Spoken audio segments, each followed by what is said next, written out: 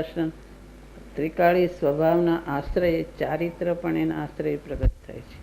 ચારિત્ર પણ ધર્મ છે. દંસણ મૂલો ધમ્મો અને ચારિત્ર ખલ્લું ધમ્મો.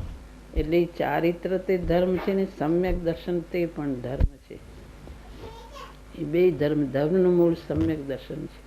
માટે સમ્યક દર્શન જ જગતમાં સર્વોત્કૃષ્ટ છે. પણ એ સમ્યક દર્શન આત્માનો આશ્રય લે તો પ્રાપ્ત થાય છે. જે શુદ્ધ જાણે આત્માને તે શુદ્ધ આત્મા જ મળે. આત્માને શુદ્ધ જાણે આ વિભાવ તે મારો સ્વભાવ નથી, હું તો શુદ્ધ સ્વભાવ આત્મા છું. એમાં ગુણ ભેદ પર્યાય ભેદ બધાને ગૌણ કરીને એક ચૈતન્ય ઉપર દ્રષ્ટિ મૂકે તો સમ્યક દર્શન પ્રાપ્ત થાય છે. ચૈતન્ય સ્વભાવનું અસ્તિત્વ ગ્રહણ કરીને, વિનાયક સ્વભાવનું અસ્તિત્વ ગ્રહણ કરીને પરથી પર તરફના ભેદભાવો વિભાવભાવો એ બધા ઉપરથી દ્રષ્ટિ ઉઠાડીને એક ચૈતન્ય ઉપર દ્રષ્ટિ મૂકે અને ભેદ જ્ઞાનનો અભ્યાસ કરે વારંવાર અને એમાં ઉપયોગને સ્થિર કરે તો એમાં સ્વાનુભૂતિ થાય છે. તે જ ધર્મનું મૂળ છે. સમ્યક દર્શન તે જ ધર્મ છે અને તે જ ધર્મનું મૂળ છે. ચારિત્ર પણ ધર્મ છે. હજી સમ્યક દર્શન પ્રાપ્ત થયું પણ ચારિત્ર પ્રાપ્ત ન થાય ત્યાં સુધી હજી ધર્મનું હજી પૂરો ધર્મ નથી પ્રાપ્ત થયો, હજી અધુરાશ છે. એટલે ચારિત્ર પણ ધર્મ છે. પછી સમ્યક સ્વાનુભૂતિમાં પ્રગટ થતા આગળ જતાં જે સ્વરૂપની લીનતા વધતી જાય છે એમાં જે ચારિત્ર પ્રગટ થાય છે. એટલે બહારનું એ તો શુભ ભાવો પંચ મહાવ્રત અણુવ્રત શુભ ભાવ છે, પણ એની સાથે જે લીનતા વધતી જાય સ્વરૂપમાં તે ચારિત્ર છે. એ ચારિત્ર પણ ધર્મ છે. ધર્મ તો એવી રીતે પ્રગટ થાય છે, બહારથી પ્રગટ નથી થતો, આત્માના આશ્રય પ્રગટ થાય છે. માટે તે જ પ્રગટ કરવા જોઈએ. સુખનું ધામ જે આત્મા, શાંતિનું ધામ જે આત્મા, એનો નાયકનો આશ્રય કરવાથી સમ્યક દર્શન પ્રાપ્ત થાય છે અને એ જગતમાં સર્વોત્કૃષ્ટ છે. વાસ્તવિક મૂળ તો ત્રિકાળી સ્વભાવ લાગે, બાકી તો બધું ઉપચારિક લાગે. ત્રિકાળી સ્વભાવ સમ્યક દર્શનનો આશ્રય છે.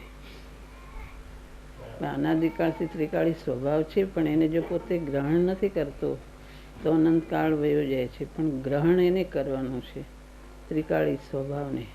ત્રિકાળ સ્વભાવને જાણે અનાદિ અનંત હું શાશ્વત છું એમ જાણે, એમાં અનંત ગુણ છે એ બધું જ્ઞાનમાં જાણે, દ્રષ્ટિ એક ચૈતન્ય ઉપર રાખે. ત્રિકાળી સ્વભાવ એનું સમ્યક દર્શનનું આશ્રય પાછું ત્રિકાળી સ્વભાવ છે.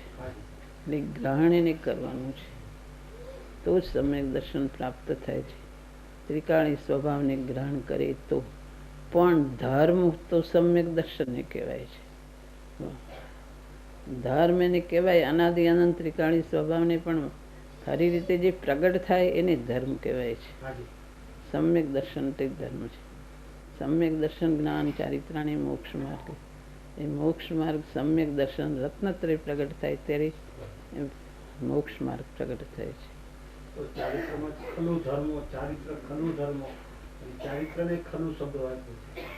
ચારિત્ર તે ધર્મ છે. એ સ્વરૂપમાં લીનતા વધે છે. એટલે સમ્યક દર્શનને પણ ધર્મ કહેવાય.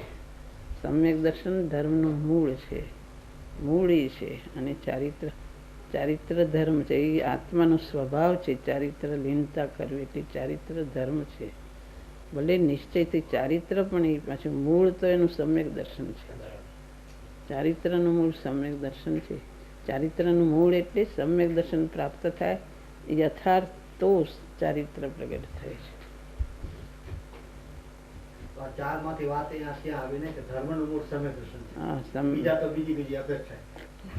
ધર્મનું મૂળ સમ્યક દર્શન છે. અનાદિકાળથી સમ્યક દર્શન જેવી પ્રાપ્ત નથી કર્યું. ધર્મનું મૂળ સમ્યક દર્શન છે. બાકી બહારનું ઘણું કર્યું, શુભ ભાવો કર્યા, બધું કર્યું, પણ એ ધર્મનું મૂળ નથી. પૂર્ણ બંધાય છે. બાકી સમ્યક દર્શન શુદ્ધાત્માને ઓળખીને એમાં લીનતા પ્રાપ્ત કરે, સ્વાનુભૂતિ પ્રાપ્ત કરે તે જ ધર્મનું મૂળ છે. ધર્મ તે જ છે. ચારિત્રને ધર્મ કહેવાય. ચારિત્ર ધર્મ છે. ધર્મ તે સામ્ય છે. એ બધું પછી સમ્યક દર્શનનું એ ફળ આવે. ચારિત્ર સ્વાનુભૂતિનું ફળ છે. પછી લીનતા વધે છે. ચારિત્ર એટલે ખરું ધર્મ, ચારિત્ર ખરું ધર્મ. ચારિત્રને ખરું સમ્યક દર્શન. ચારિત્ર ધર્મ છે. બાકી બહારનું ઘણું કર્યું, શુભ ભાવો કર્યા, બધું કર્યું, પણ એ ધર્મનું મૂળ નથી. પૂર્ણ બંધાય છે. બાકી સમ્યક દર્શન શુદ્ધાત્માને ઓળખીને એમાં લીનતા પ્રાપ્ત કરે, સ્વાનુભૂતિ પ્રાપ્ત કરે તે જ ધર્મનું મૂળ છે. ધર્મ તે જ છે. ચારિત્રને ધર્મ કહેવાય. ચારિત્ર ધર્મ છે. ધર્મ તે સામ્ય છે. એ બધું પછી સમ્યક દર્શનનું ફળ છે. લીનતા વધે છે.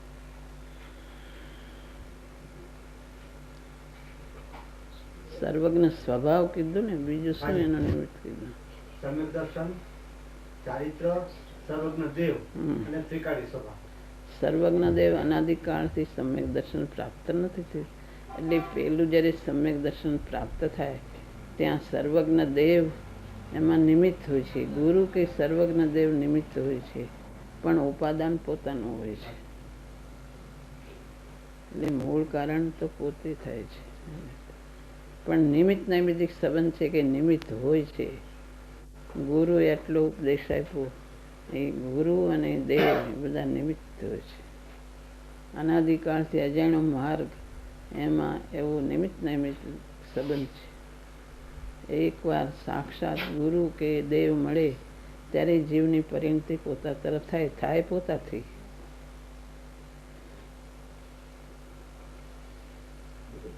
બીજું કોઈ કરી નથી દેતું, પોતાના પુરુષાર્થથી થાય છે.